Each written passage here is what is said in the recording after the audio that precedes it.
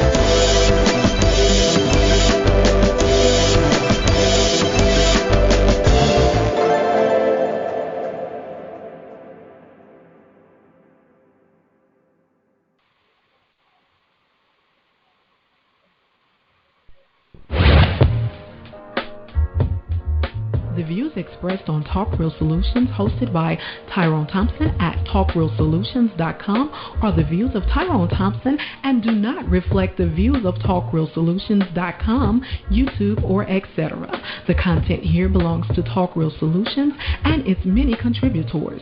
Views and opinions expressed by all contributors belong to them and not TalkRealSolutions.com or Tyrone Thompson, the host, or etc.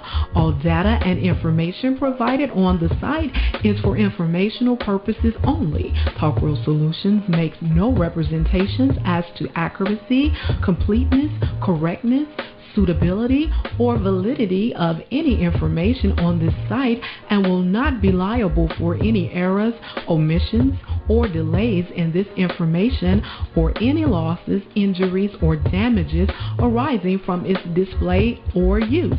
All information is provided on an as-is basis.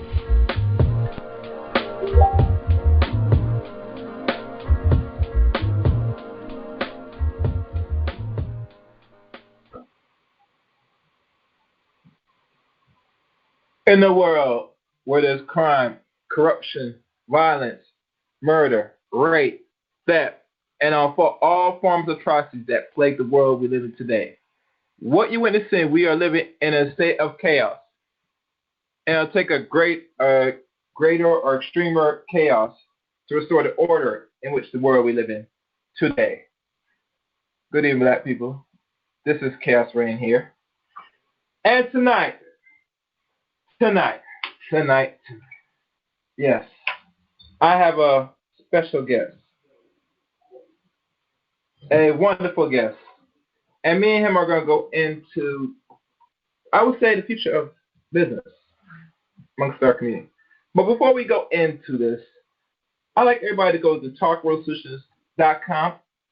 On the website, you see a list of not only the Black established banks that still holds and still hang on during this time in needs we are, but also you will also see what they call it, Black banks, other Black established business that's also referred to in the Black community. So you'll find the information on the website TalkRealSolutions.com. Also, on Talk Real Solutions, you see the latest news articles from, current events, things here going in America and probably outside America. So it does keep you up to date to current events, even things that's going on politically. Because we have a running of this election coming in November. So all the information that you need to know that's going on in today's world, especially here in America and abroad, is on talkrealsolutions.com. So check the website, and also if you can donate to the show as much as possible if you can. The donation tab will be also located on the website as well. Whatever you want to contribute that the show is worth, we appreciate it. Today you will find this stream on Facebook. Yes, we're on Facebook now. I didn't know that. So you'll find today's stream on Facebook. And also, I'll say this. You will also find this stream as well on Chaos Rain channel. So, if you didn't catch it here on Facebook, you will also catch it on my YouTube channel. So don't worry, people. Not all is lost. This show will be also be on YouTube as well. So be on the lookout for that. What else I'm trying to think on this? Oh yeah, but I will say if you didn't catch any of my shows or anybody else's shows that runs on TRS 7 days a week, go on YouTube, type in Talk Road Solutions on YouTube. You'll find all the shows from the open conference to the actual shows, and they're like roughly maybe over 100 shows now. Last time I checked, I could be wrong. So there's not something that we have not discussed on Talk Road Solutions. Tonight is a little bit more of a business side of things, something a little bit more that will be useful to know the situation here in America in regards to black people. Well, further ado, let's start the show. Tonight's topic, Chaos Reigns, Black Tax, and the future of black business here in the 21st century. As you know, my guest tonight is the author of the book titled The Black Tax, The Cost of Being Black in America. My guest at open is Mike, Shawn D. Rochester. So, Mr. Rochester, if you're there, please press *61 so I can open you up to the queue.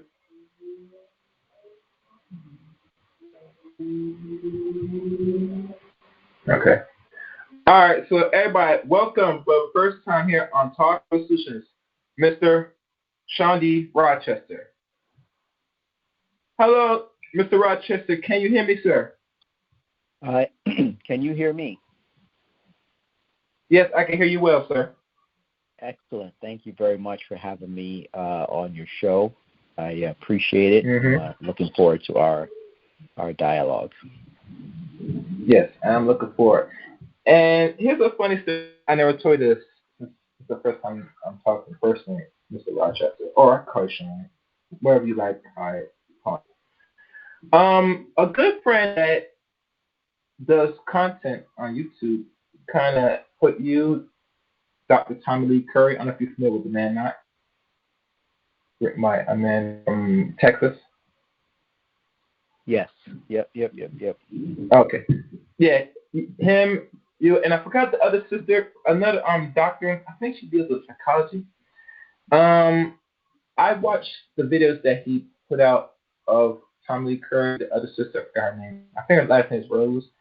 And you, and I was very much impressed in the work you did, even to that you wrote a book back in 2017 in more detail of black tax.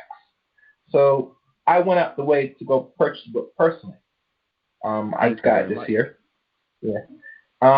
And I tell people many times with others, but we should have a wide range of a library to have not only books dealing with history, economics, and things like science, technology, but we should also have a full understanding of the financial side of where we are now as people and where we have to go move forward in this 21st century. So for people that are the first time, I advocate mostly to buy this book. It's not a long read, people, and tell you, Mr. Rochester, a lot of people, at times when they find any book that's deal with information like this, they think it's going to be like a 400, 500-page book. No, it's a simple 100 and maybe 70-page book, simple read, you know? And it gives you a template, say, it's not your fault, but there's work to be done at the end of the day to get us where we need to be as a people, especially when it comes to the business side, dealing with the capital system we call America. So, for the first time, before we get into, like, hopefully that comes to talk with solutions, I like to take a step back in time before we go into the present. So, tell everybody for the first time on Talk with Solutions a little about yourself, Mr. Rochester. Sorry about that. Repeat that again. The line went in and out. I want to make sure I'm hearing. Oh, all right. I'll try this. I said, since your first time here on Talk with Solutions, I like to take a step back in time before we go into the present of things.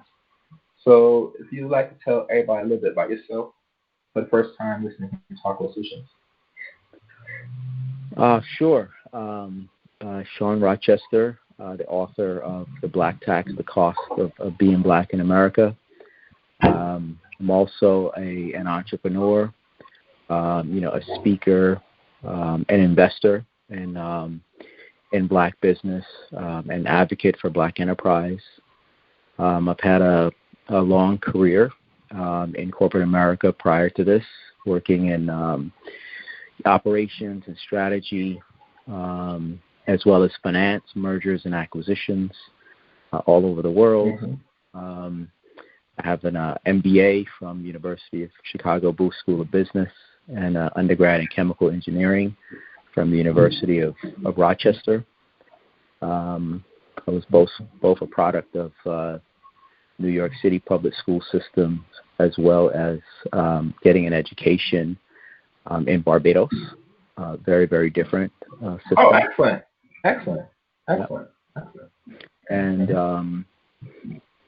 And very focused on how do we close the wealth gap in terms of, how do we create jobs and businesses and provide capital in our community. And also we do work trying to make sure that we help people with personal financial management also, because a lot of the history that we'll talk about that's led to Black people only owning about 2% of U.S. wealth. Because of that, we've not had a critical mass of resources and knowledge to be able to pass from generation to generation. We're always trying to figure things out the best way we can. So we also do a lot of work to help people with that as well. Mm-hmm. Excellent. One thing I will say, Mr. Rochester, even this book itself, because I've been always hearing about the tax that Black people are opposed upon, especially here in this country specifically, in regards to certain areas where we reside in, whether it's loans, either we get a job or whenever we participate in this capitalist what we call America, that there's a very much a heavy burden with just the tax alone. That one thing that I've learned and concluded from other brothers I've talked to, that one of the greatest driver of wealth is taxation. And this country tax and punish the little man the most, while everybody else that's incorporate get what we call a tax break, to the point where they might not pay tax for as long as depending on how it's structured in this country. So it makes me wonder, in regards to us as people that with our business now, can we really compete and potentially really survive even the times we're in now? Even with this situation, I'm not going to say what it is I'm talking about, that I find a lot of Black businesses are pretty much gone out of business because what we witness right now. And what they said they were going to forgive or give aid to the small man, I'm not seeing that. Now, I could be wrong because I'm not really digging into the things, but what I'm finding out lately, that the people that had business that were sustainable for, let's say, maybe over 5 years, with this hit, a lot of them have to either one thing go out of business or have to, wherever they were making, try to stay afloat during these hard times. So, to be more clear, in this, what is really the black tax? and the cost of America from your perspective?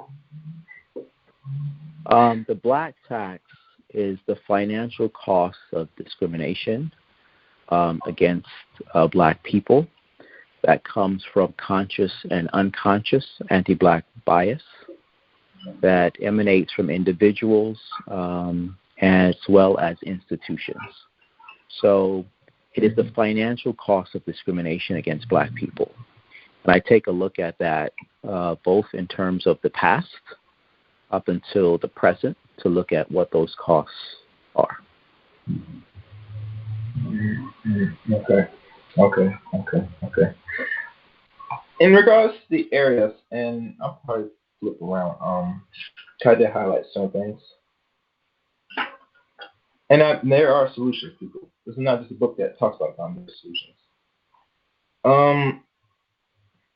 One of the things I find interesting that they've done research on this for maybe decades in regards to this wealth gap and how they discriminate a lot of people, men and women that's in the workforce, a little bit more than their white counterparts, even to the point where if you have a so-called black name, which I don't know what that is because usually when people look at history of enslavement, most of our first, or actually we have the last names of our oppressors. So in regards to how we name ourselves, the first name, they determine who it is and they just start to what they call quarantine people from getting a job or even getting certain benefits, tapping into the wealth of this country. In regards to that, with the naming thing, do you feel that most people that is going to have children, should we even name our children what they quote unquote say black names? If there's such a thing, you know. I mean, I think it's you can name your children whatever name you want, right? And as long as it means something of significance to you and your family, that's what you do. The issue is, and there are names that they associate with black people, right?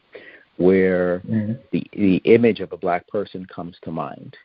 So what they did was they wanted to take a look at discrimination in the labor market. So they created a series of resumes, and they allowed those resumes to vary in terms of quality.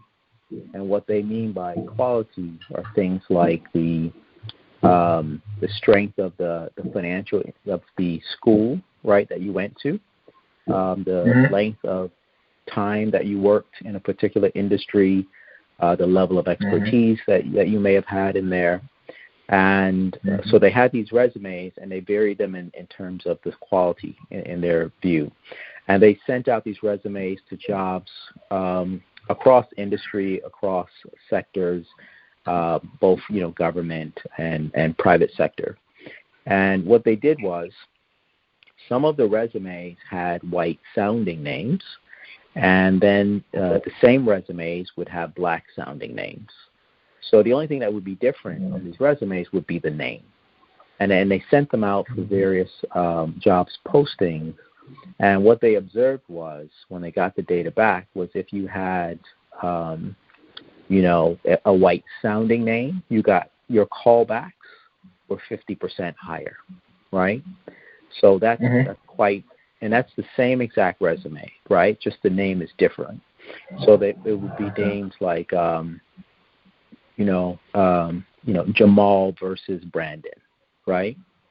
And, if you have a difference of 50% in callback, that's significant because you don't even get the opportunity to really explain to the potential employer how you could be a great fit, what are the unique skills that you bring to bear, how you've handled challenging situations, so on and so forth. You can't even make your case. The other thing that they observed was, as you increase the strength or the quality of the resume, so the quality of the institution went up, the length of your experience went up, the depth of your experience went up. For the white-sounding names, they observed a 30% increase in callbacks, which makes a lot of sense, right?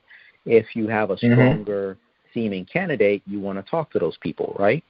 But with respect to the black-sounding names, they did not see any statistical difference when they increased the quality and the strength of the resume.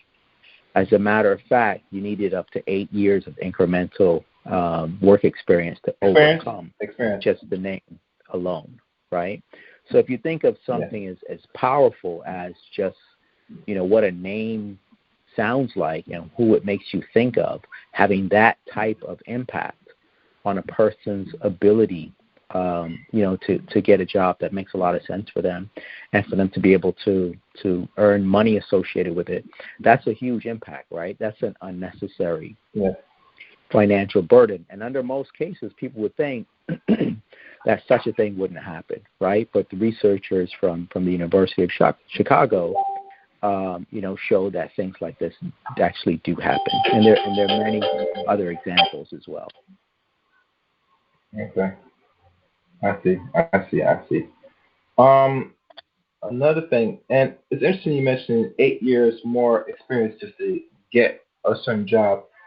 I've noticed, well, not noticed, but I'll say this: if they require more from their non-white counterparts than in certain fields of workforce, that's time that most of our people, men or women, they can't afford that, so they have to wait 8 years to climb up. Because from what I'm hearing, the older you are, depending on what you're in, the less likely you're going to climb up, much as even get a call back, because they find many ways to what they call it, discriminate, from what I'm starting to notice.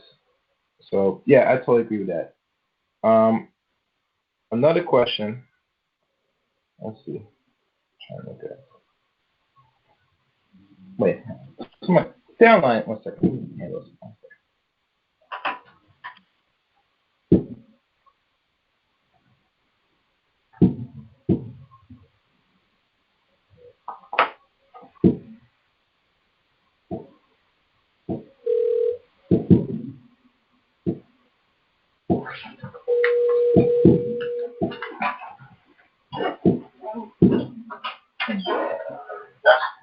Hold on a second.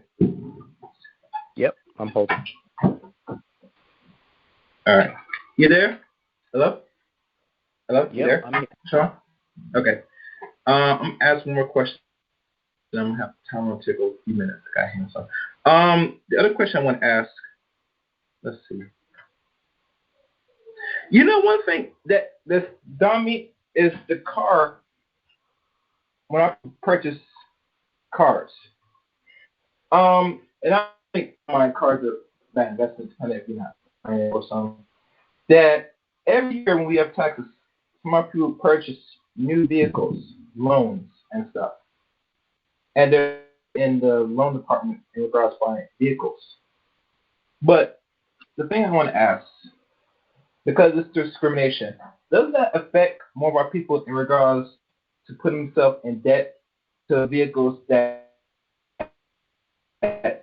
the average price afford or get the car from a more lesser price is hurting our people? Because we're taxed heavily in the automotive industries as well. That's my question. Yeah, so the challenge is some studies were done to take a look at is there discrimination in the automotive space in terms of the car acquisition. So they selected a number of potential buyers that they sent out to auto dealers, several hundred auto dealers. Tyrone? Yeah. Can you jump in on the line? It's going to take like 5-6 minutes. I'll be right back. Hello? Hello? Oh, can you hear me? Yes, I can hear you. But you were on the phone just now, so I paused. Oh, I was on the phone? Oh, sorry. Hold on a second, guys. Damn, I got to figure this out. Because, I'm using my mic. Sorry, people. How things are. Hold on a second. Oh, Gary, are you there? Yeah, I'm there. Continue. Okay, what's up, buddy? Continue. Sorry, guys. Yeah, just continue. I'll be right back. Gotta handle something. Important. All right, what we got going on? Hey, how you doing, Mr. Rochester? Is that what I get? Did I get that right? Yes, you did. Hey, how you doing? But if you were speaking, you can go ahead and speak, and I'll just be listening. I guess Gary had to step out for a second. My name is Tyrone.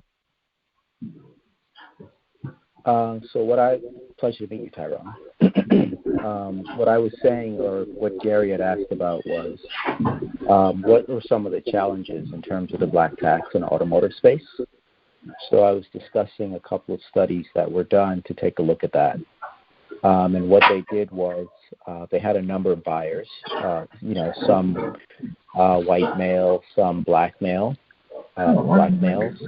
They sent them down to different automotive dealers to purchase cars to see what their experience would be like. Now, they trained everyone on the same negotiating techniques. So it wasn't a matter of one group having a better skill set at negotiating, than another. But what they found was that the same dealers in the same set of circumstances, on average, the white buyers would receive prices that were on average $1,100 better than what the black buyers would receive for the same car doing the same level of negotiation. Typically, the first offer that was provided to white buyers was better than the fully negotiated price that the black buyers received. The other challenge is that auto dealers are often allowed some discretion to be able to add on an incremental charge to your interest rate if you're financing the car. And the challenge with that is that you would see that black buyers were getting charged incrementally higher interest rates with the same credit profile and the same level of credit worthiness. So that would also drive up their costs as well. So your cost of acquisition is higher, and then your cost of financing the car is also higher. Now, this is very problematic because, if we need cars, right, if we live in type of communities where you need a car, you're probably going to wind up with 7 to 9 cars over the span of your life, right, as they get wore out and traded, out and up. So the cost of this can be quite significant for an individual or a family, and it can be very significant for black people in general because we purchase about 5 million cars a year, new, used, and leased. Right. So let me ask you this right here, because I feel personally, and I can't prove it, that I experienced the same thing in my life when I was purchasing vehicles. I just know that I paid more for that vehicle than my white counterpart, right? So, and I think what we're looking at is a systemic, behavior of overcharging people of color.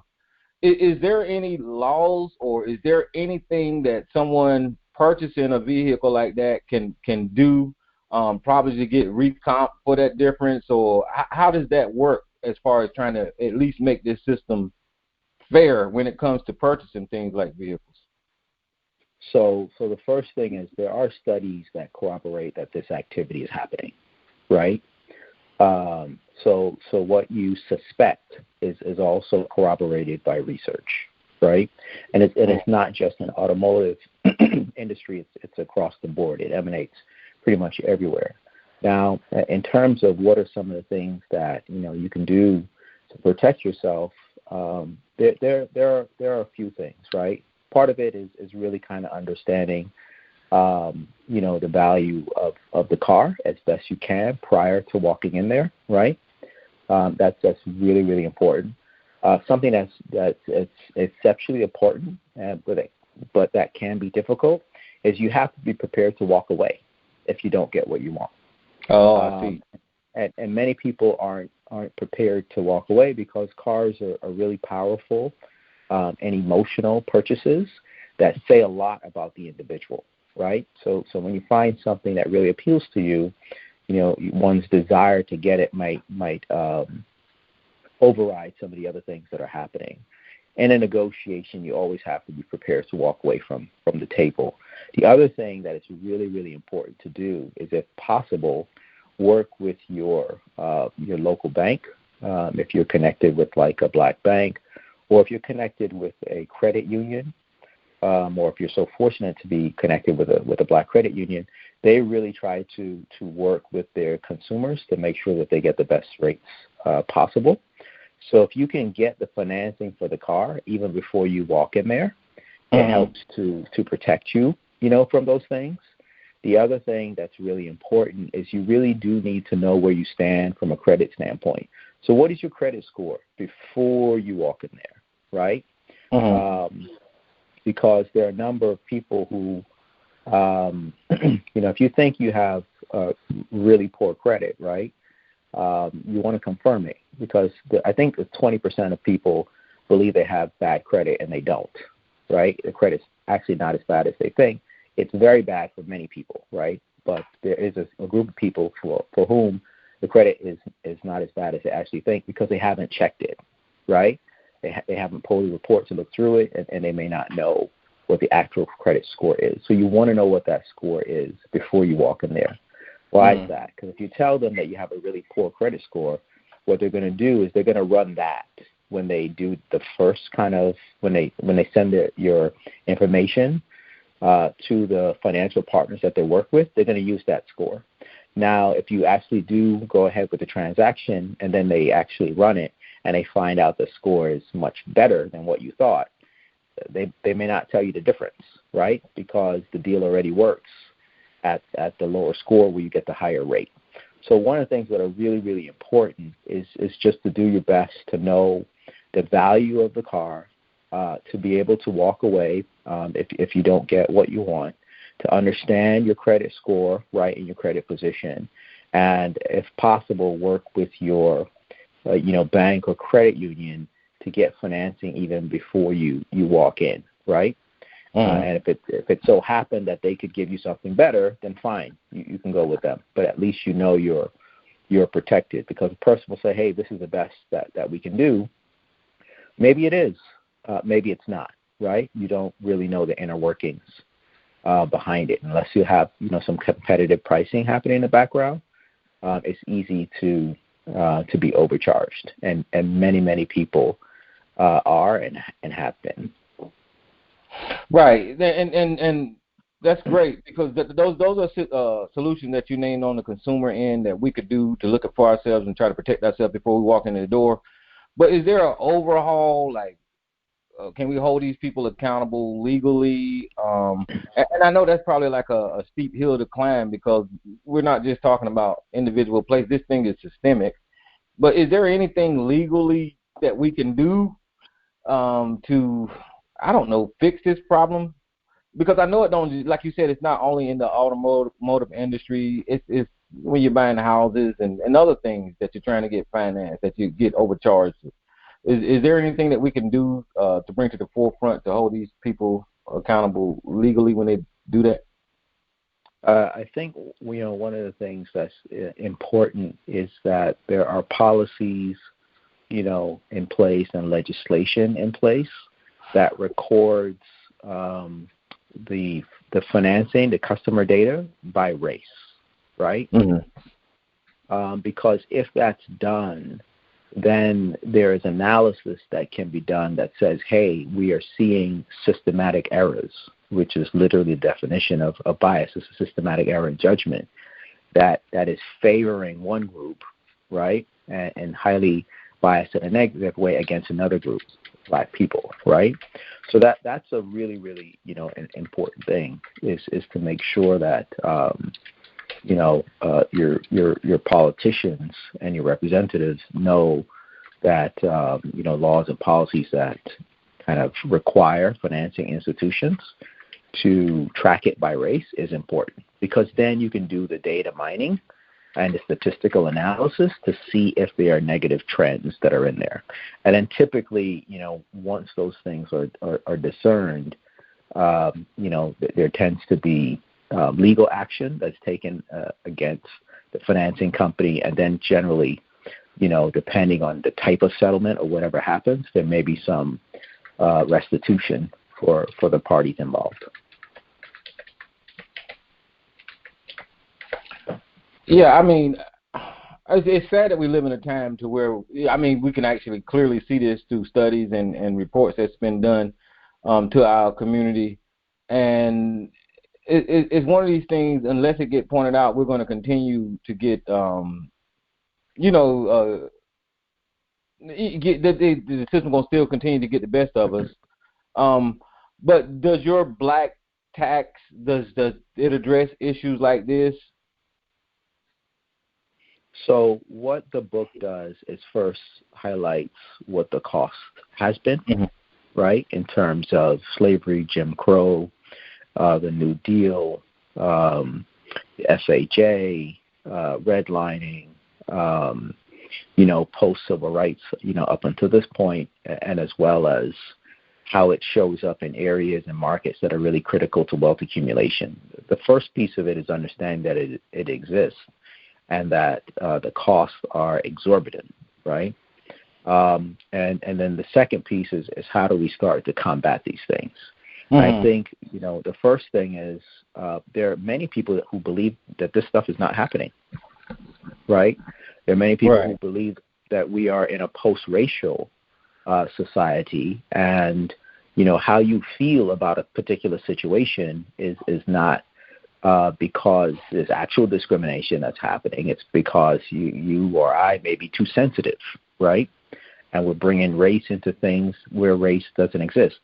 So we got to take things from that qualitative, how I feel, what I think type of conversation to what does the data say, right? And then once we get to a point where people understand that this thing is real and it's pervasive and it's massive, then we can start talking about what are some of the things that we can do to eliminate this cost, right? Because the cost is real.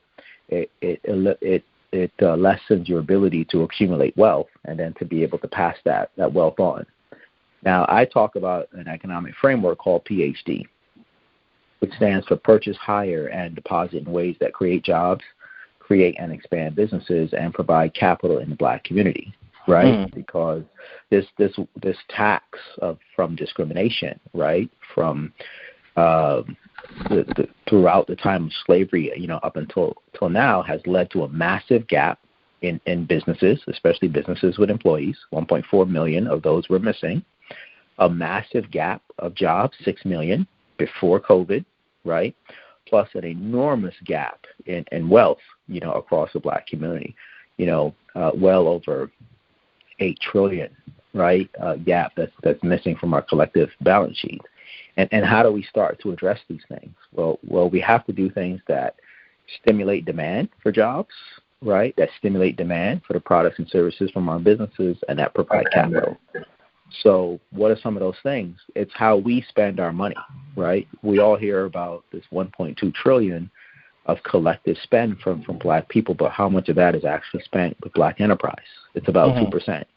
So being able to move away from that into much higher numbers is critical to stimulate demand for our businesses. If you look at corporate, if you look at government and institutional supply chain spend, businesses that buy services and products from other businesses, less than 2% of that goes to Black businesses, right? Right. If you think about, how much money do we have in our financial institutions to help providing financing for us, it's an extraordinarily small amount. About $4 out of every $10,000 is in a Black bank in the U.S. banking system, right? So we have to, and then are we properly reflected on a payroll and a supply chain for industries that are high growth and high compensation? And the answer is no. If you look at technology, for example, we're roughly 2% of that workforce. Those are some of the highest paying, most innovative, rapidly changing areas, and our presence is extraordinarily small, right? And we have to let ourselves and our allies and people that we interface with know that these are things that matter to us, right? And it could be anything, right? you think about, we were just talking about cars, right? Well, there's 16,000 auto dealers, only 264 are black, right? So when we buy cars, do we buy it from an auto dealer who's black? Because those are really great jobs associated with those stores, right? When we buy a home, if we're so blessed, do we use a black realtor or a black insurance agent, right? If we are going to upgrade our kitchen or basement or do painting or drywall or roofing, plumbing, HVAC, do we use a black craftsman, right? And in most cases, the answer is no, and those are jobs that will never be outsourced, and we don't need anyone's permission, right, to do that. And do we share with our politicians, right, and with the businesses that we do business with and the institutions that we're part of, that we want to see more black businesses as part of their supply chain, them buying more from them? Because if you do that, you can create thousands of jobs, right? And that has a huge, wonderful, positive impact on communities. So it's this notion of PhD, right? So are we purchasing, hiring, and depositing in ways that are creating jobs, creating and expanding businesses, providing capital to be able to facilitate all of those things? Like, those are the things that we can do to reduce the impact, right, of that tax across our broader community.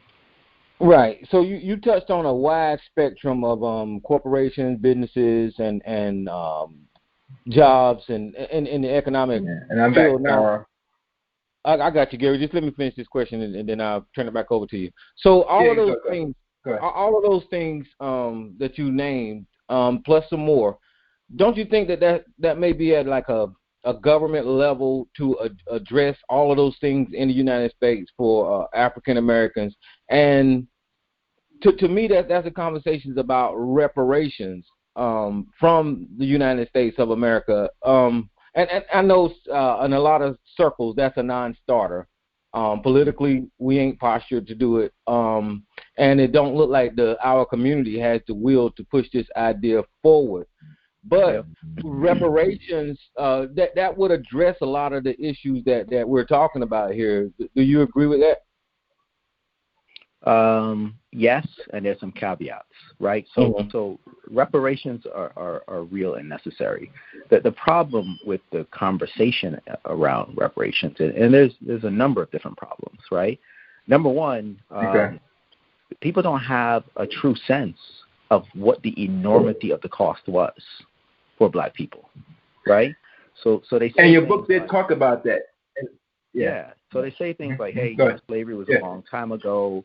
Why don't you guys get over it, right? So that the implication of that was that it wasn't that big of a deal, right? Repair for what, right? So what you have to do is take a look at, well, what was the cost of the labor extracted from those people? And oh, by the way, what was the value of those people? Because, they were liquid assets, right? The most liquid asset in the country were the people themselves who were held in bondage, right? They were 50% of the economic value of the South, 20% of the total value of the country. The cotton that they picked was 61% of U.S. exports and 80% of the global cotton market, which was the equivalent of oil today. But people have no idea of the enormity of that, right? So first you have to establish, like, the size and scale here of what we're talking about so that people can actually see that there's a why it's necessary, right? Because right now it appears that black people are where they are because of decisions that they made or not made that got them in that situation. So if it's your fault, why do I need to help you, right? If you won't fix you. So you have to have, that piece of it to give some understanding to the folks who are willing to kind of listen and talk and have the conversation. And that's not been had, right? And it's typically never had, right? Whether it's in our institutions, whether it's in school, whether it's, in churches and other places, that information is missing. One of the things, the stuff that I'm talking about, right, isn't reparations per se. It's what do you do now, between now and then, right? Because correct. If you think about this, right, and this is what I try to get people to understand. it's very, very important that we close out all this economic leakage that we have, right? Because of all the trauma that Black people in this country have been through, they were prevented from building a robust business infrastructure, right? We got 2.56 million businesses. Only 4% of them even have employees. 96% don't, right? And that 4% drives 70%. So what they call, it's what they call most business. If you look at Shawn, is mom and pop shops. One person running the whole show instead of getting people to sole proprietor, take off the load. Right? Yes. But let me finish making this quick point on the issue of reparations, right? So let's say that you change public opinion, right? And people are like, okay, let's do it. Like, we're just going to do a thought experiment. You know what I mean? Let's just say that there was some agreement on how to distribute it, right? And what the size of it was, and all of that, right? Let's just kind of fast forward to that. The issue becomes, if you got resources, how would you now use them, right? So if we're spending 98% of our current resources on non-Black businesses, and if we got a huge amount of incremental resources, then we might just wind up spending a ton of money with other businesses and stimulate job creation there, right? So, we've got to make sure that creating, a thriving business infrastructure is part of it, so we actually get that circulation, both now and in the future state, right? When we get to that happening. You see what I'm saying here? I'm following you. I'm listening. Mm-hmm. Yep. Mm-hmm. The funny thing about it, because even in the like I was mentioned before, say how much will it be really worth? I remember there was a discussion, and it was on YouTube. One lady said it was roughly 17 trillion. Now we all know that the deficit here in America right now is now close to 24 trillion. I could be wrong. Somebody got to double check.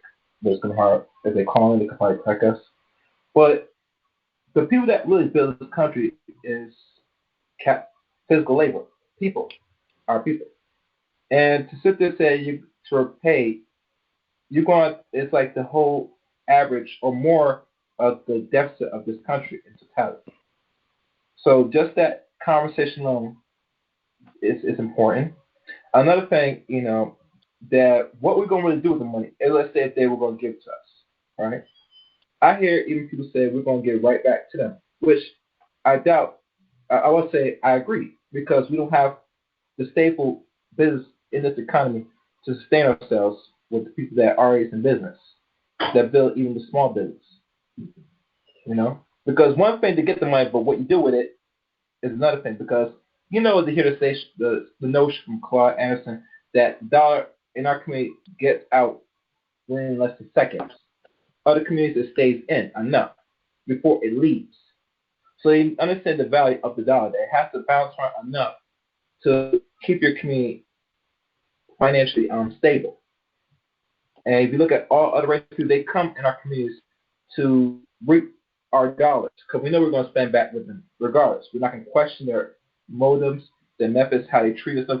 We're going to spend because we feel by spending with them we're doing them a service because of our lack of respect towards ourselves.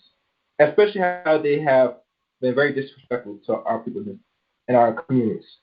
From the Asians to the Arabs, I can go on and on, And Black people just take it because they said, there's no other place I can go to. Which they are, but they refuse to spend their money with the people that could provide the same service. But they look at them and see, you're Black, I'm Black. So obviously, I'll spend more money with you. I need it for less. Like, come on, brother, do me a deal. Can you cut? Because we have this propensity of seeing ourselves less than in business. That's why some of our business don't thrive as far as we see it. Even at times during before integration or the Civil Rights Act of 1964, a lot of Black people spend money with each other. Once that was put into law, where now we're so more fully integrated per se, most of the Black people that had the business stuff, they start to go a different direction and spend money with these people. Or I said other non black people. So really, Shawn, one of the biggest issues I have with people is it's good, but we have to really, as we approach things, we have to change our behavior, how we view ourselves. Number one, because if you have a self-hatred towards yourself or when you hit the mirror, it don't matter what you do, because at the end of the day, if I have a business, you have a business, and some of our people come patronize our business, they're most likely not going to spend their money, or if they do, they're going to try to ask for deals, or go as far as try to ask for a refund for a service that really is fair, but because they feel it's to their care, they want their money back. They won't do this with other establishments. But when it comes to us, a certain mindset where it said, you should be doing this for free. I hope I'm making sense, brother. I'll be awesome trying to be clear. You follow? Yeah, no, I follow. It's a circular, challenging, complex issue, right? The black tax, right? This impact of anti-black bias. There's actually two of them, right? So the bias levels are quite high. Anti-black bias levels are quite high in America, and we also have those biases against ourselves. That's what you're referring to, and those biases tend to show up in commerce, right? So it's an incremental cost, right, for businesses. Now you've got a challenge because the businesses are undercapitalized, right? And then our communities are also undercapitalized. So a lot of people are operating with far less capital than they actually have. So 75% of businesses get their financing from their savings and from friends and families, right? So they can reach out and pull together $200,000, $300,000, $500,000 to kind of get going with their business. The average, black. I think they call it susu. What's that? I think they call it a susu. Some people in the Caribbean they do that. I'm not sure if they do it here in America, but I think they call it, that's what they call it. Go on. I'm familiar with the susu, but I just mean available resources, right? From their friends and family. And a typical black family has about $200 of liquidity. That's free capital to put into something. It's just not enough. So it makes it really difficult to start a business. It makes it really difficult to have them well financed so you can get all the things that you need. And then you're dealing with the issues of scale, right? Which is you don't have the same buying power as your white counterparts. So your prices wind up being higher because your volume that you're purchasing is so much lower. And then sometimes some black businesses are getting their products and services from supply chains that are controlled by other people, right? So they can make the cost, higher and more challenging. And then, of course, you have to deal with the fact that, consumers also have, biases against our businesses. And that's part of the reason why I wanted to talk or write about the black tax, because, people are concerned about quality, right?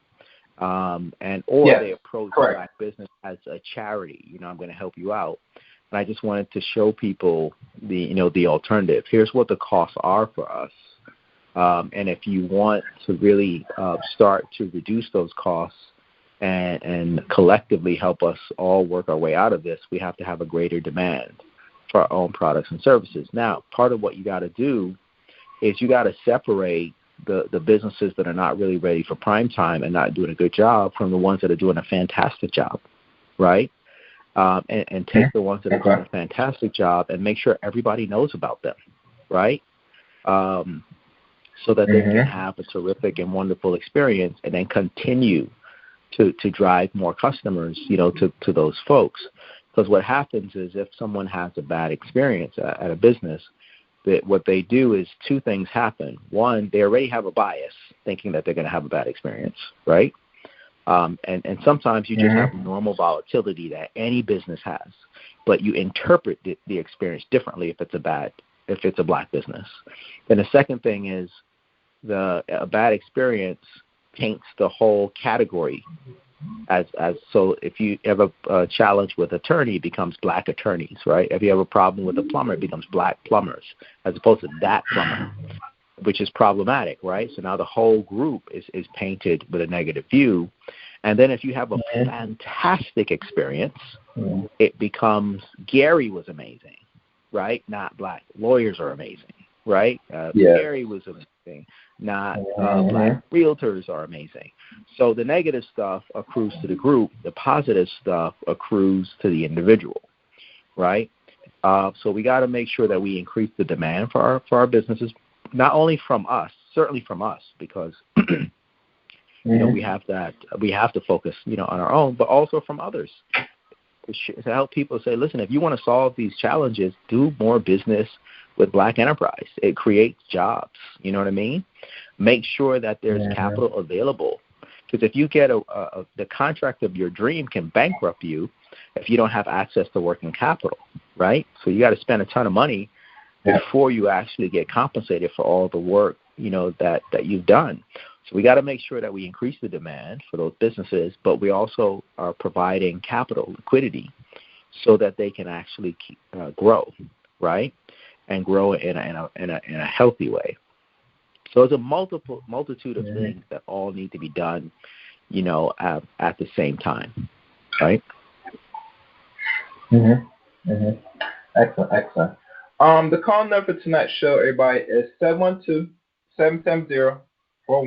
The access code is 915-411#. I repeat, 712-770-4160. Access code 915-411#. Tonight's subject, Chaos Reign presents Black Tax and the future of Black businesses in the 21st century. Now, let's take a look back in history, and from what I can recall, remember, during the times of enslavement, 1619 to, I believe, 1865, we've gone for a period where our people, if people don't recall, we went through Jim Crow.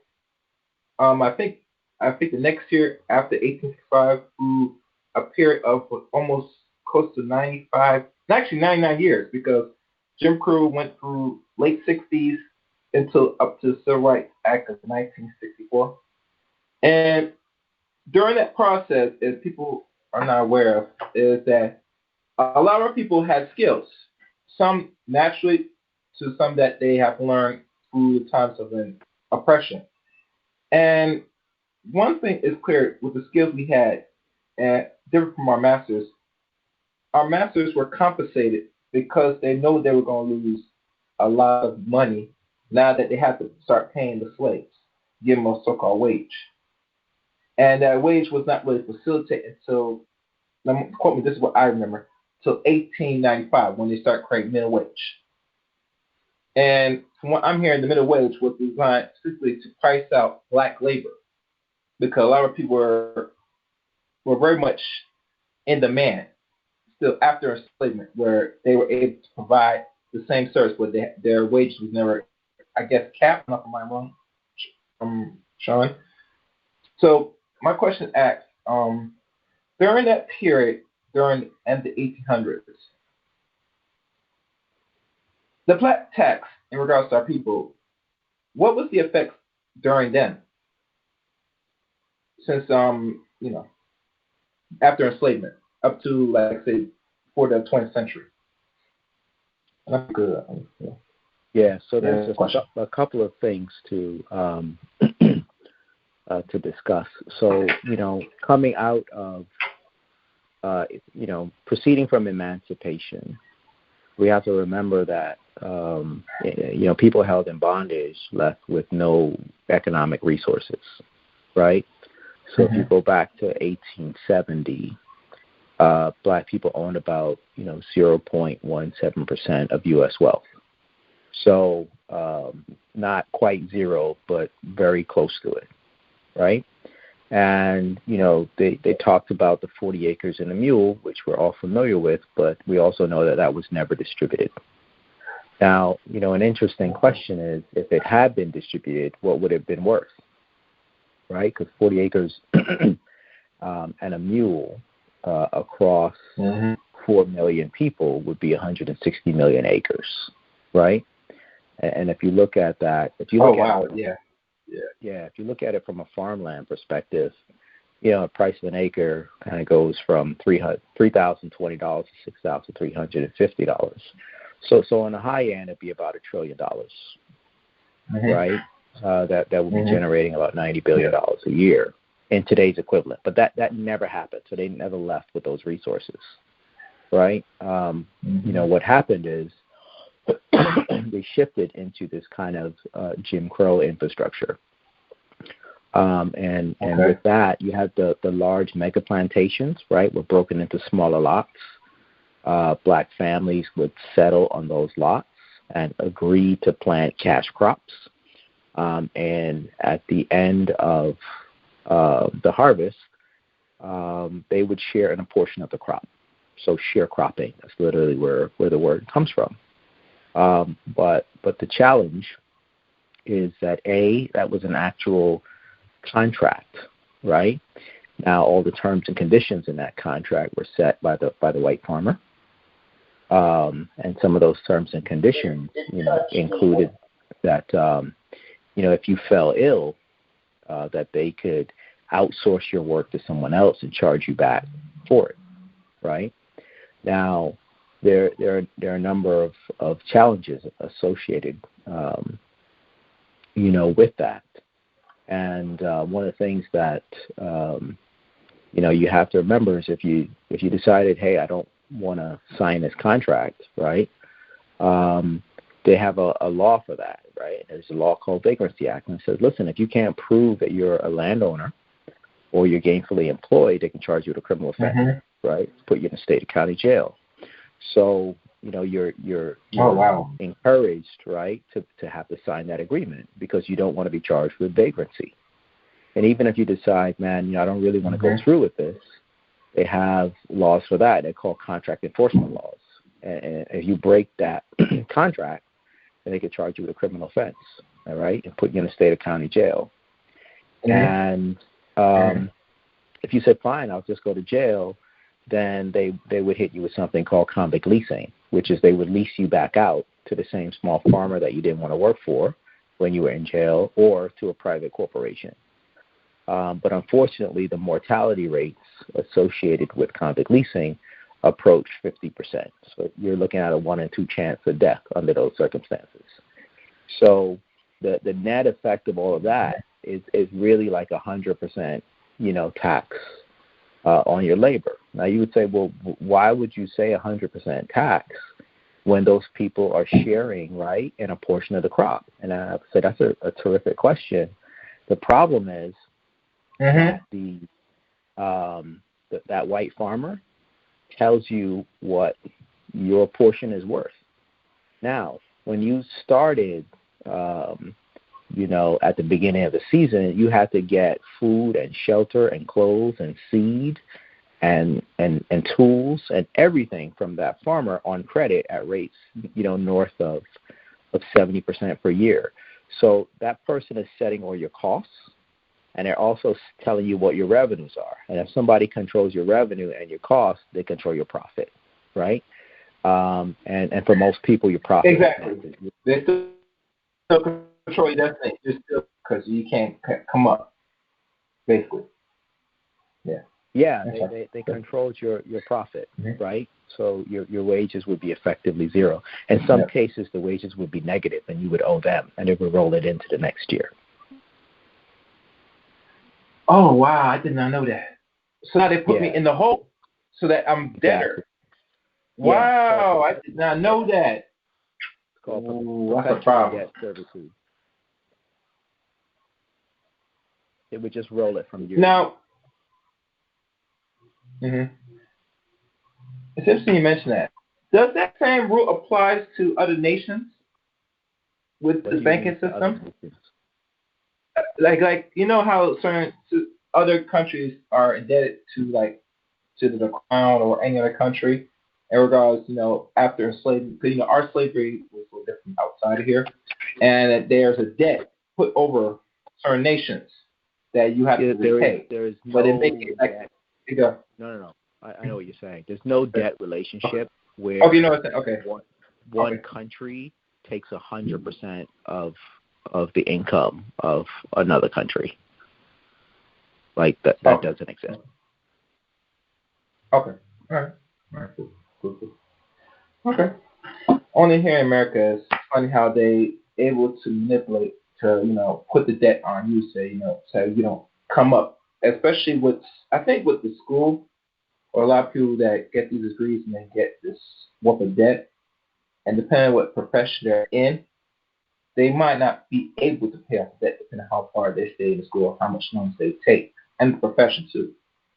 And I think the same game is being played even now, because everybody knows that the one way to come up is to keep your credit score at a certain level and to lower or limit your debts, so you have something to hold on to at the end of the day. And if you constantly own somebody, you're always under the negative. So you're going to be working just to hopefully pay off. But even during the days of Jim Crow, the way how they structure, most of the people that were working or whatever, they were always trying to keep them at a certain level where, they can't come up. That's why you see the wealth gap never really changed for over a century. Yeah. On the average, I don't know if I'm right or wrong. Yeah, no, you're not wrong. Yeah. The impact of Jim Crow was extraordinary. It was debilitating. It was under a legal construct, right? And you could pay by the pain of death, right? Particularly in those days.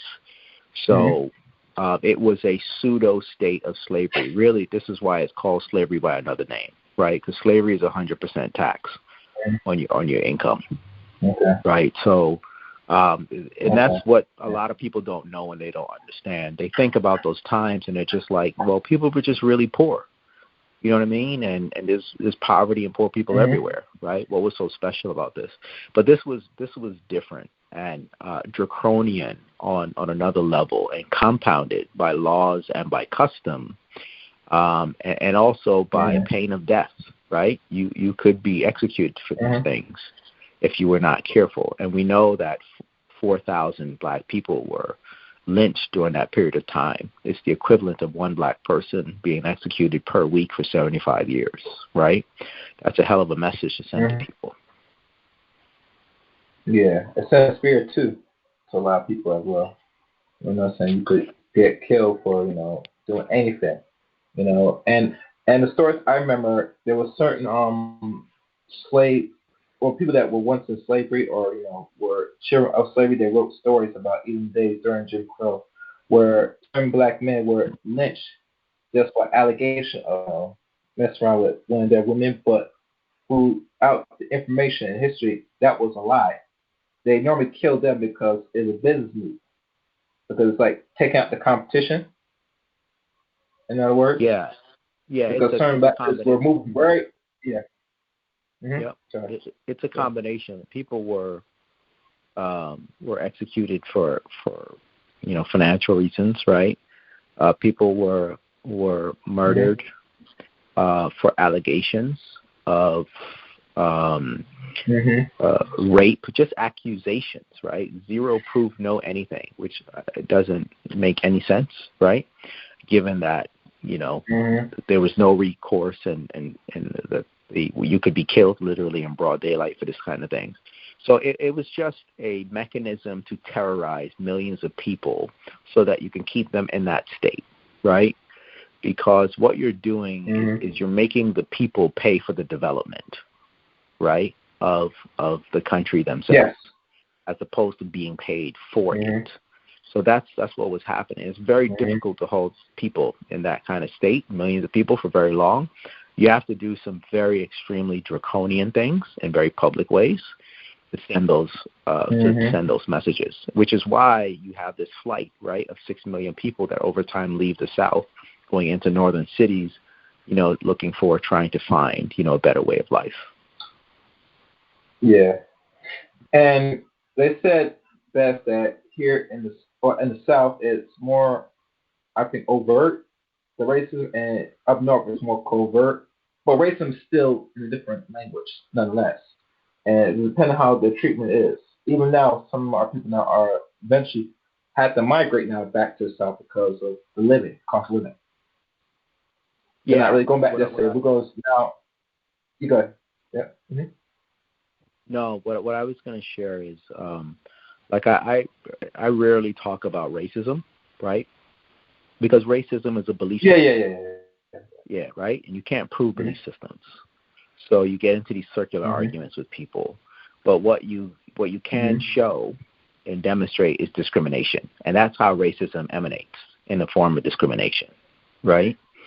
So the discrimination, right, was absolutely overt prior to 1964, and then it continued to be overt.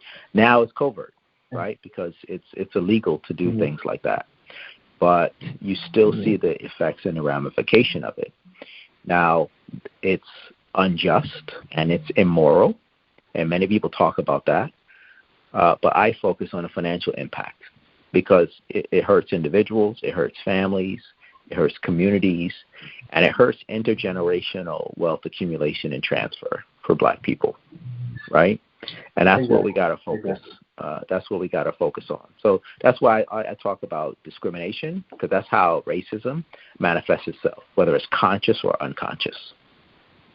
And that's more better way of saying it, because how people are when it comes to race, they don't like to talk about, or they do, but it's better to say discrimination because it's much easier to understand and handle. Than say, everything that happens now is now even more financial, and they're attacking us in many of the institutions that either we control or not, to keep us more of a, what would they like to call a permanent underclass. I'm not sure you heard about this. Even when they say about the potential of the wealth gap, that we might have zero wealth in the next 39 years, approaching 2053. And I find that very weird. I don't think anybody can dispel that, because I don't understand how that's logic. I don't know if you can answer that or correct that. I don't know if I'm wrong. I'm hearing things now. That's valid. Go ahead. Yeah. What is your question about that? About this thing about this wealth. If we're gonna be very much really broke from what they said in the next 30-something years, going to 2053, they did a study that most Americans that's Black are gonna have zero wealth. Yep. In this time period, like they already project, say, when this date, every month, this is the exact year, you're not gonna know wealth. Yeah. So let me. And I find that. Yeah, no. Let me speak on that, because we have to be precise with our words, right? What they're saying is that the average Black, the wealth of the average Black family will be zero, and there are three types of averages: and median, mean, and mode, right? And they're talking about median wealth. So if you line up all Black families in America and you take the midpoint, what is going to be the wealth level? The midpoint will be zero. So 50% of the people will have zero or less wealth. Today, 35% of Black people have zero or less wealth. And that 35 is moving to 50, which is draconian, right? So that's what they mean. It's not that Black people will have no wealth, right? The top 5% will continue to have, top 10%, plenty of wealth. But more than half of families will have nothing or less. They'll be in debt. So net debt. So this is an extraordinarily problematic thing. But I think that is going to be accelerated because of COVID, right?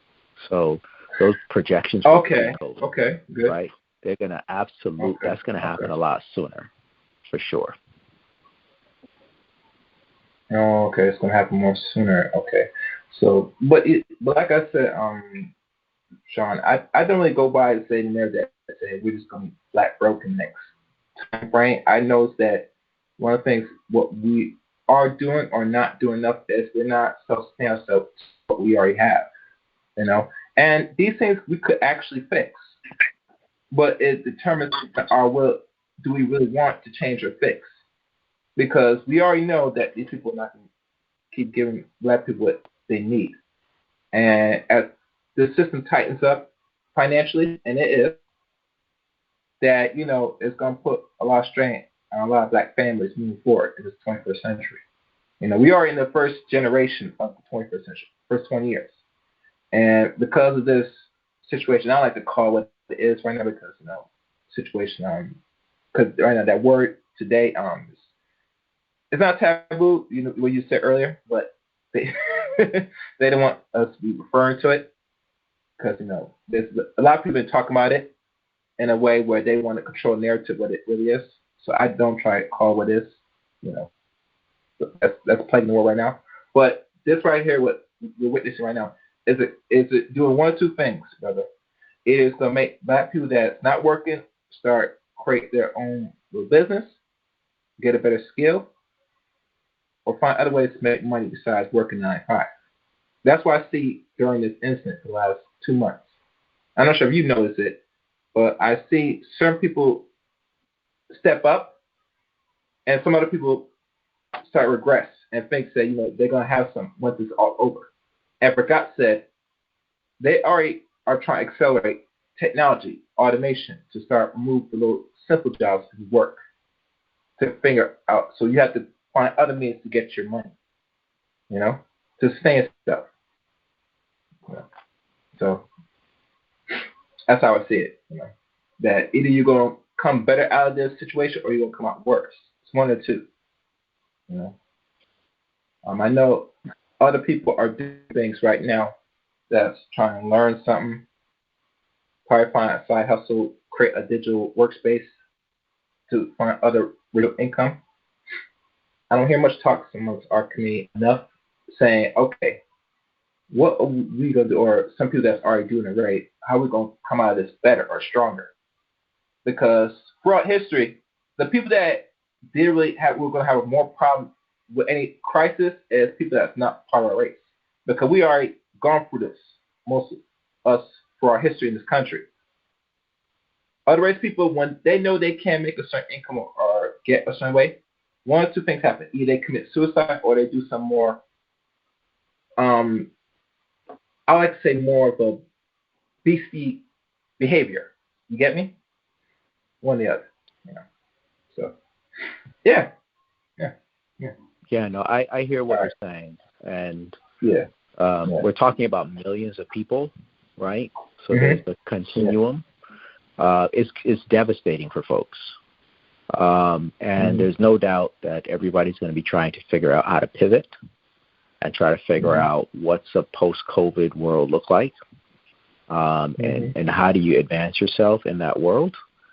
But you also have to remember that on average, black people have such little wealth to begin with, right? Yeah.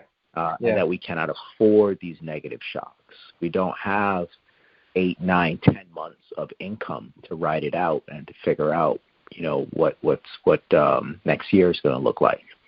Most people, 1 to 2 weeks between checks before they're in, extraordinarily dire situations. So for some people, if you have more resources, then you're better positioned to pivot. But the vast majority of people don't, right? So, what are we doing to make sure that those people are getting the help that they need? And what are we doing to help our businesses, which are getting crushed, right, in this? 40% of our businesses are in areas that are most effective, industries that are most affected by COVID. 40% of our employees are also, exposed to it. So there are many, many challenges that we're dealing with. So I never, ever want to be general, right? Because we have a disproportionate share of everything bad, and people have a disproportionately higher share of things that are good. So it's easier for them to get better outcomes when they have more resources and better environments.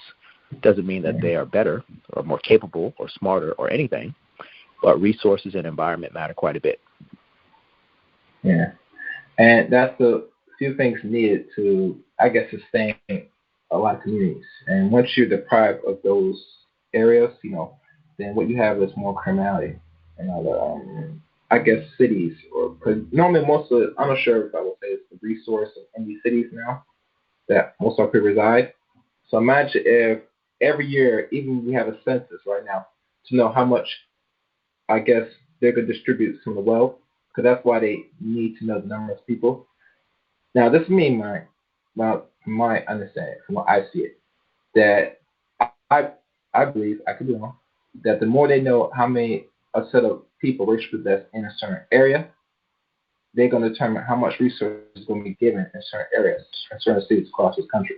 I could be wrong, and I know that's why most of our people don't like filling out the census, because some might know that if there's more of us in certain areas than them, they're going to start give less resource to the things that's needed, like fixing roads, money for schools. These are things that are needed for every community to sustain or thrive.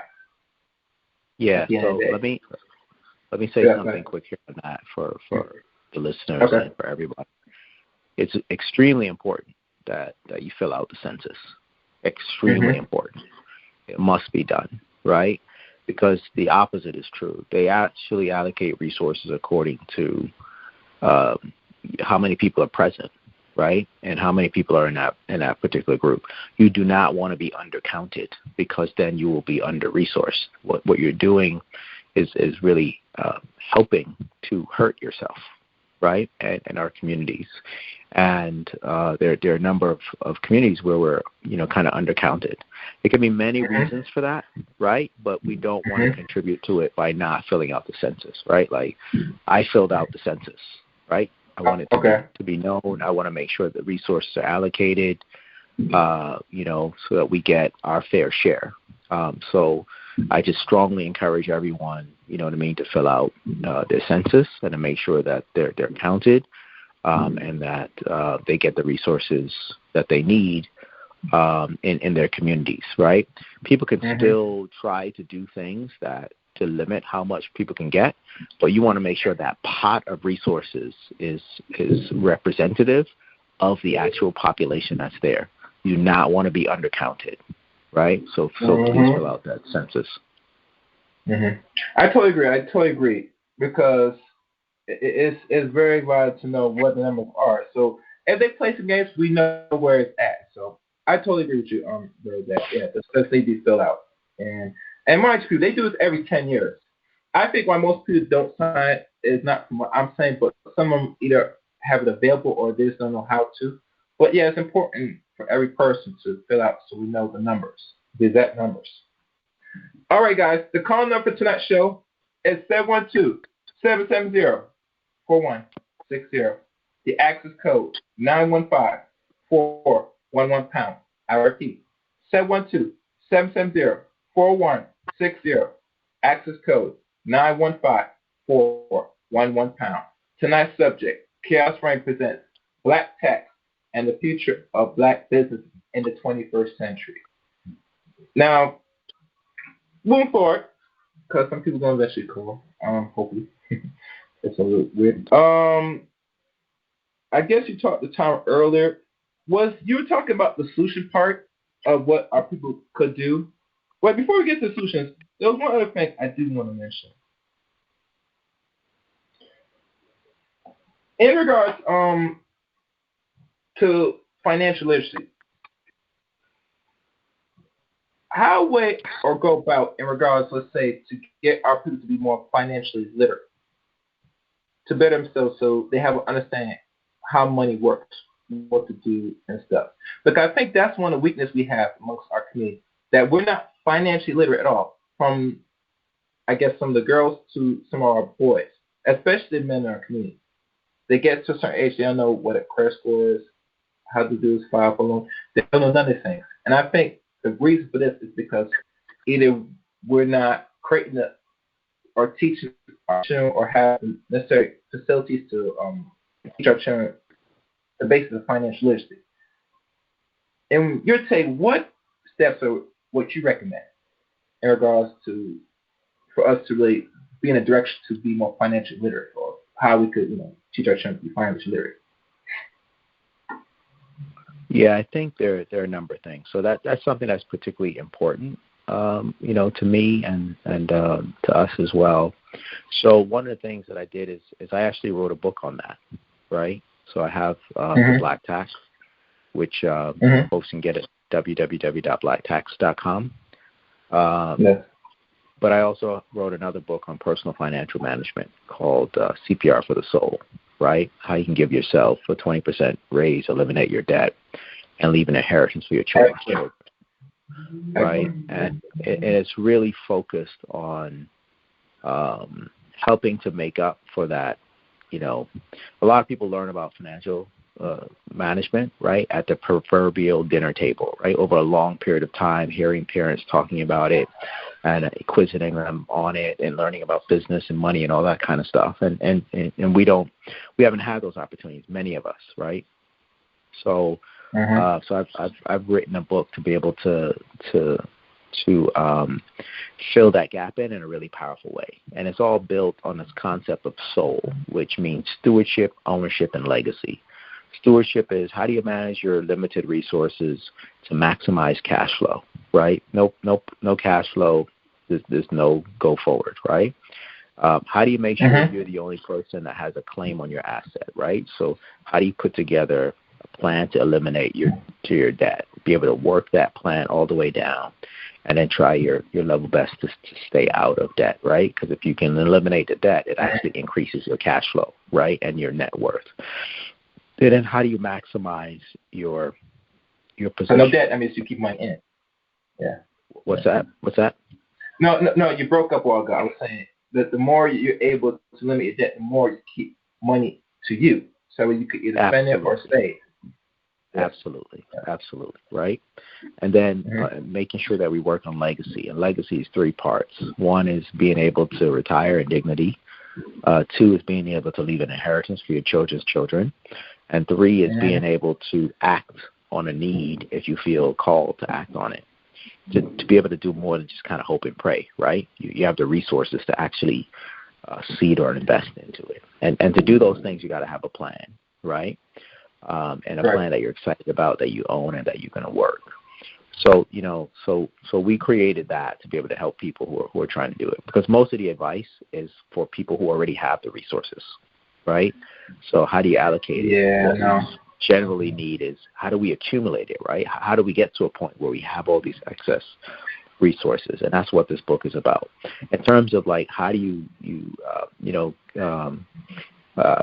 create more opportunities for financial literacy, I think there's 2 different mechanisms. One is that it should be part of the curriculum in schools, right? Kids should be learning it as they're growing. It's not in universities, right? I mean, you go to Harvard, they don't teach you financial literacy. They assume that you know it, right? If you go to Duke or, if you know what I mean? It's all these different schools.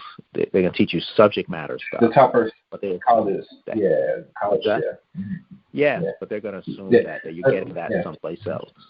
And then the other area is it should also be taught in our churches, right? Because our churches and places totally agree. touch so many, such a broad swath of our families, right? I think the number was like 83% of the Black people are like, self-professed Christians. You know what I mean? So that's a wonderful and powerful channel, right, to be able to help people be able to manage their resources better. And there's gigantic opportunities for wealth increase, for debt elimination, and for increasing cash flow if people had access to the information, right? So those are 2 channels.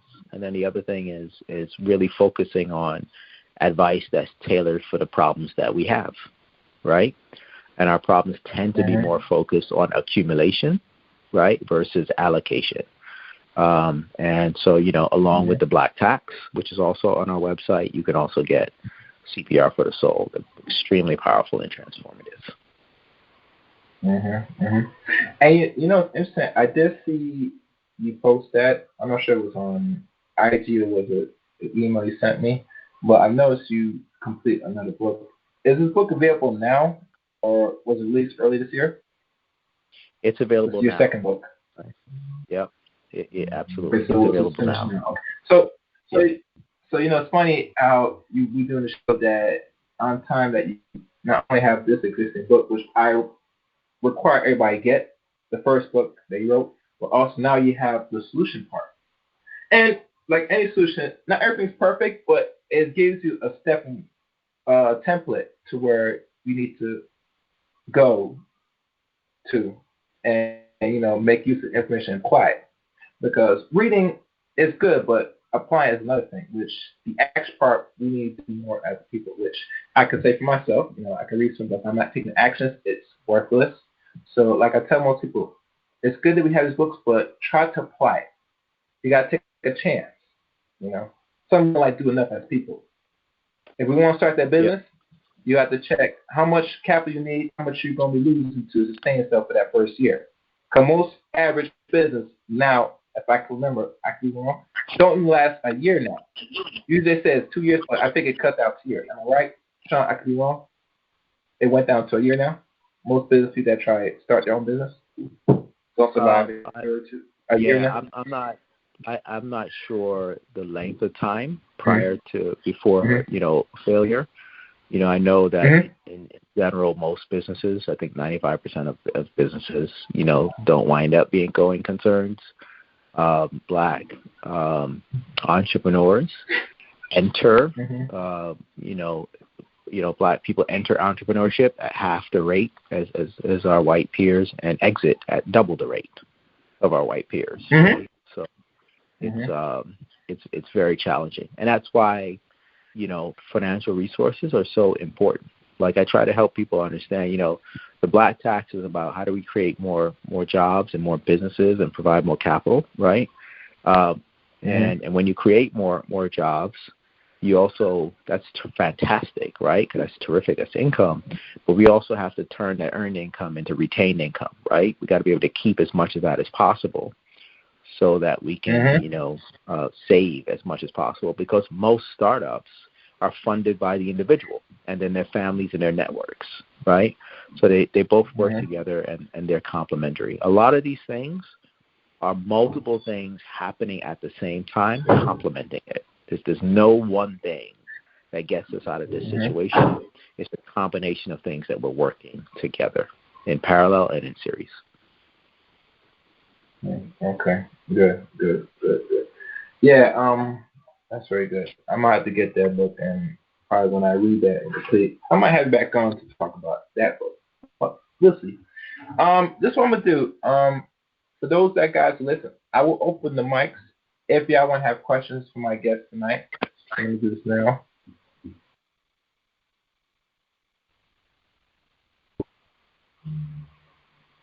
All callers, can you hear me?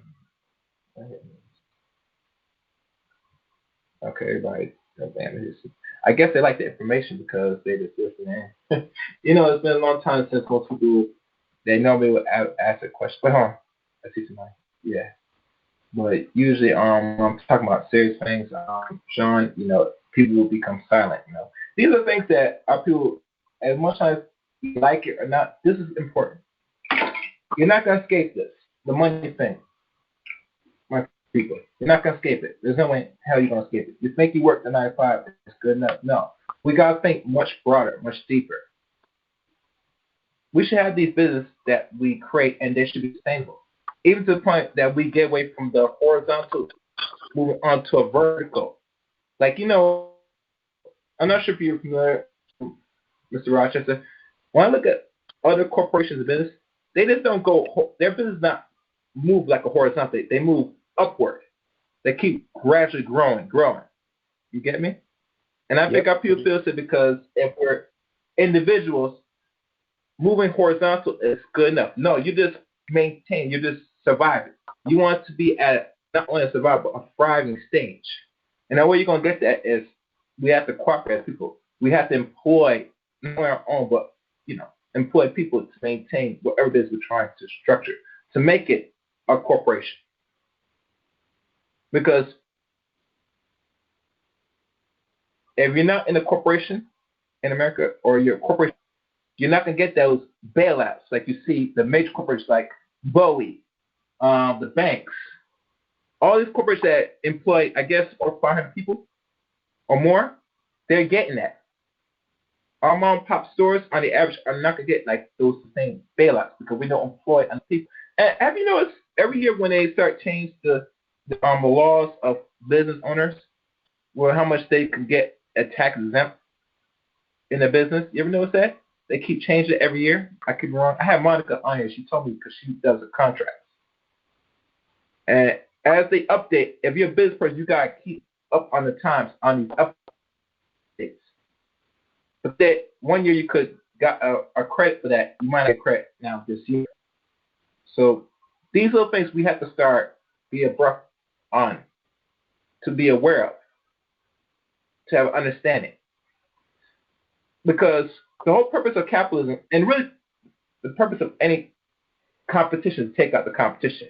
You see movies they talk about, say, they in the world they want to live where there's no competition at all.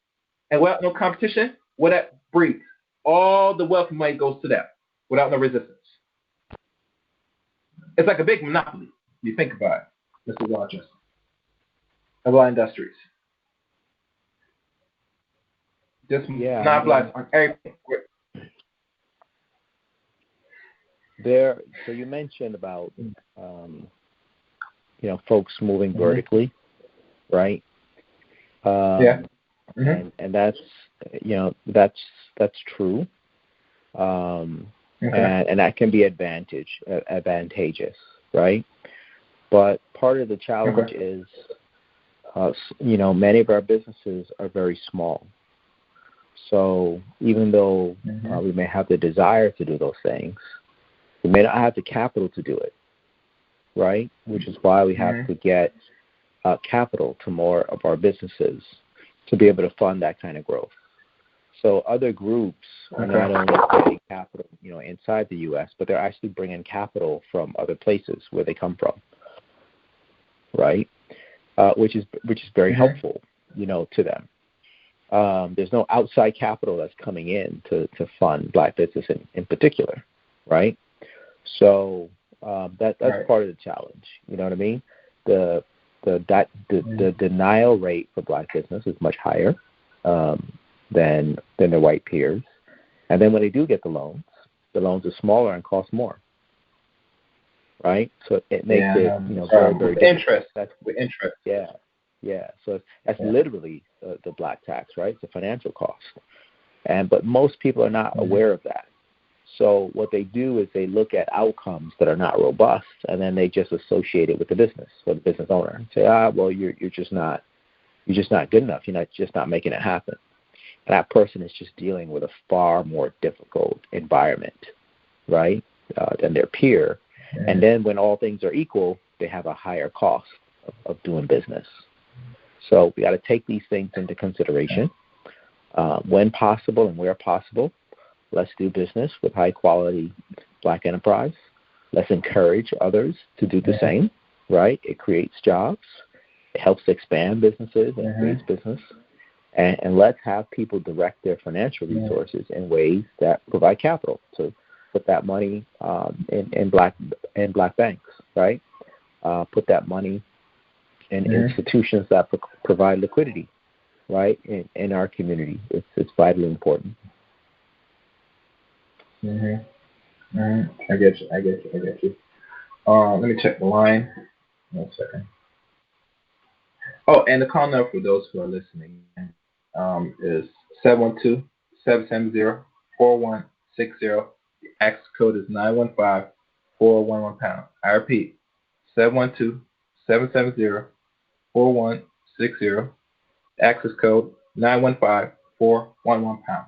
Tonight's subject is Chaos Reign presents Black Tax and the Future of Black Businesses in the 21st Century. Now, if anybody is listening, the lines are open. If anybody have any questions, you may speak now. Oh, and one other thing, I will do, Shawn, is during the end of this, when I have it on my channel, I will put the links. I got to double check the send an email of your website, just in case people want to purchase the book from your direct website. Really appreciate that. I will put that in the description. And I'll tell people you have a new book as well. So not only the book, they'll get this one, but they also get the second book as well if they want that. Just for educational purpose. Because I feel, like I said, at the end of the day, financially it's going to be on the responsibility on us as people. And like any institution, they're not going to teach that because people know, right, we live in a capitalist world. If they start teaching America's financial literacy like they should be, then there's no way they're going to be, we won't have nobody to feed on, you know? The whole purpose of capitalism, I got to take advantage of you. And the more you're educated, it's going to be hard for me to get your dollar bill off your hand. I got to make you a consumer, a perpetual consumer. I mean, I think, from my experience, even during this COVID, and I shouldn't really say it, but no, that I've noticed a lot of us are spending a lot more online on things that either we need or we don't need. And usually spending is usually a psychological thing, you know, like it's like an emotional thing. We spend our money, you know. And after we get it, we always got to question why I bought this, you know. So, like I said, we have to be very careful in these times. Let's see. Did somebody say something? I heard a voice earlier. Yeah. Mm-hmm. Yeah. I guess people are silent. Hold on. I found somebody. Yeah. Yep. I guess no one has more questions here. Well, I guess I think I asked most of my questions. I'm not going to go through the whole book, which I'm not going to do that because I feel this is my thing, because I do that listening. But any guess I have right there, I'm not going to let them just go through the whole book. Y'all have the money. I want Black people to stop being cheap. Buy the book. Read the book. It's not a lengthy book. And the reason why I'm advocating for most people not only purchase Shawn Rochester's work, but any other scholar or person that's in the business trying to deal with information that will be beneficial in your finance is because you have to sit there, read, take notes, and apply the information. This is something that we don't do enough as people. We're very lazy when it comes to these things that we should be doing, but we make a conscious effort to refuse to do this. So we have crises like this. We scramble and hope somebody's going to bail us out. And we all know that there's no bailout to what we're doing as people. If you're behind certain things economically, you will be put under. It's that simple. The $1,200 stimulus check, that's nothing. That can't even sustain somebody for a whole month, depending on where you live at. All right? Right or wrong, Mr. Rochester? A lot of people got their stimulus checks and I asked what they did with it. You get me? Yep. So the stimulus checks are, what people need are the jobs, right? They don't need the $1,200 in place of the job. So we got to make sure that we're doing our level best, our political leaders, to be able to help people get their jobs back, right? You know, it's critical, it's vitally important. You know, it's been very difficult for small businesses, for micro businesses, sole proprietors, especially Black businesses, to get access to the funding. You know what I mean? The first round of the PPE funding, the banks really did it with their existing clients and customers. It's a lot of Black enterprise that don't have, you know, existing relationships with banks, right? It made it very difficult for them to be able to participate. They prioritized the larger businesses first and allowed them to apply a week ahead of the sole proprietors and the contractors, which again is extremely problematic. So, you know, I would encourage you know, all business owners to make sure that they're checking out the PPP program that they're applying. If possible, make sure that they apply for it. Paycheck protection program. Make sure that they are looking at the EIDL program, right? The economic injury disaster relief, right? Loan program. That one is directly through the SBA, so you can go to the SBA site and go through that. PPP, you will go through your bank, right? That'll be working with the SBA, or you know, a smaller community bank that you may have a relationship with. If you are not a business owner and you are a gig worker on 1099, freelance person, and whatnot, there is a provision in the CARES Act where you can potentially get up to $600 a week, right, from the government. So you would have to apply for unemployment at your state level, right? And then they have relationships with the federal government where it could then be passed through. The state will walk you through what the process is, right? Very often, only W-2 workers, would normally get unemployment insurance, but there were some adjustments made in this CARES Act that was passed. So, if you're a business, please make sure that you're trying to get whatever's available to you and for you from the PPP. You're getting whatever you can get available for you, to you from the EIDL loan program. If you're an individual kind of gig worker, make sure that you are, filing for unemployment if you've been affected by COVID, so you can get whatever's possible from the state and whatever is possible, from the federal government, right? You got nothing to lose. Make sure you apply for it. There are long wait periods, right? So, let's get in line before the resources are exhausted. I see. Oh, there's one thing I did remember. In regards to the names that they look for to call back certain employees just to get what they call a call for an interview. Isn't now they're using technology now where now they might not go away from the name, depending some people that might not have, let's say, black names, that now they want to see what they look like visually. Like they try like what they call it? I'm not sure if LinkedIn is one of them, but now they could see the person that matches the name.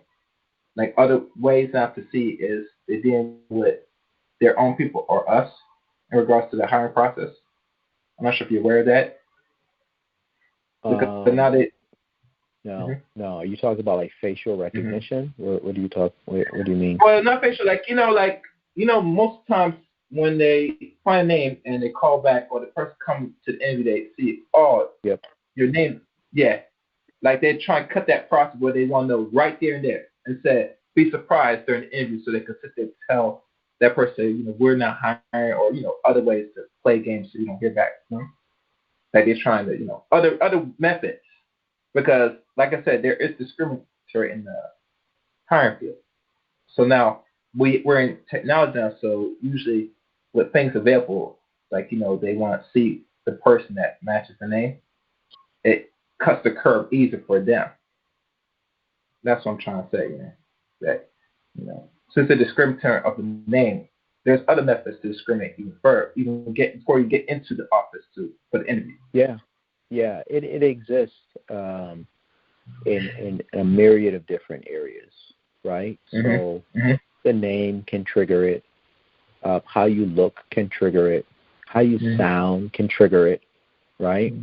If there's an indication that you are black and the person that you are dealing with has a conscious or unconscious anti-black bias, it can definitely trigger a discriminatory effect or response. And it might be that they know what they're doing, or it might be subconscious, right? The truth is you don't know. And I never presume to know. I'm just interested in the outcome and the impact. And either way, it's a negative impact. That's why they always really look into a lot of these things to see what are people saying is valid, because they did the research, and by the numbers don't lie at the end of the day. So, and I'm not telling people it's not hard to what you have to do in this country to progress. My only advice to tell people is do the best you can.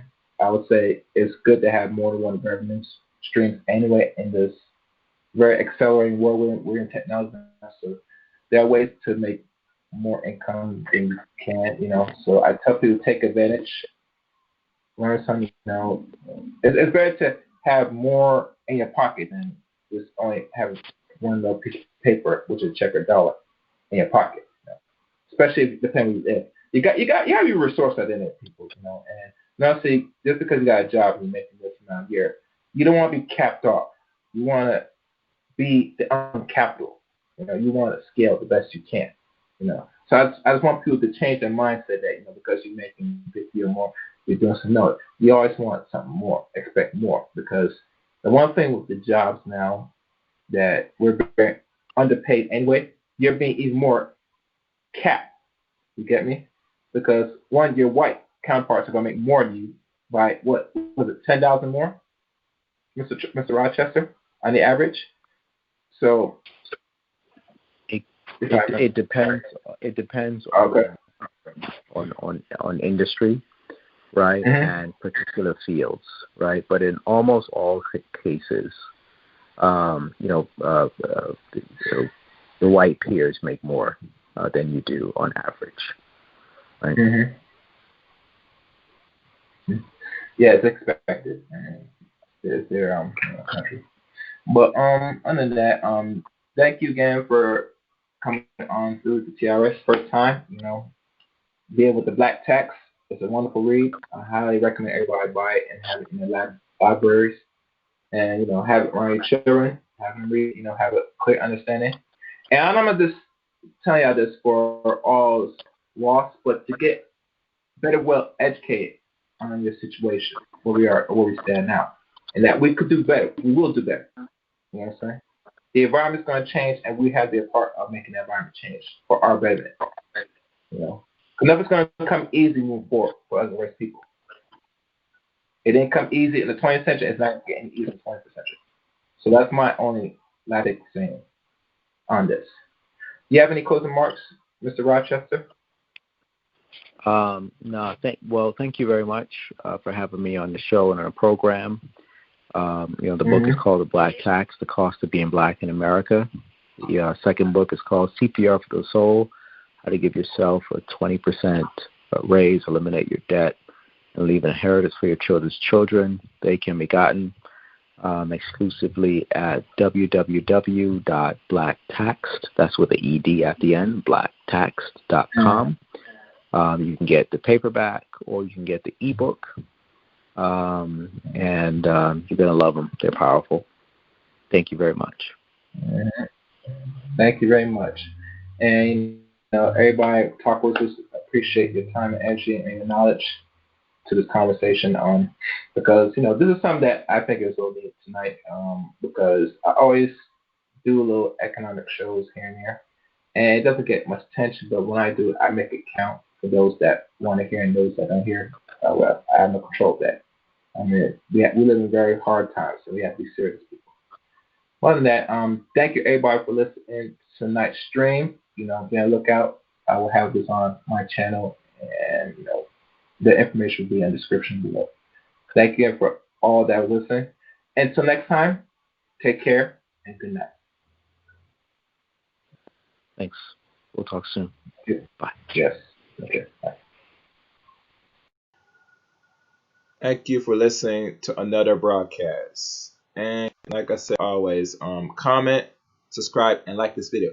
Also, buy and purchase Shawn Rochester's book, The Black Tax, on his website, www.blacktaxed.com.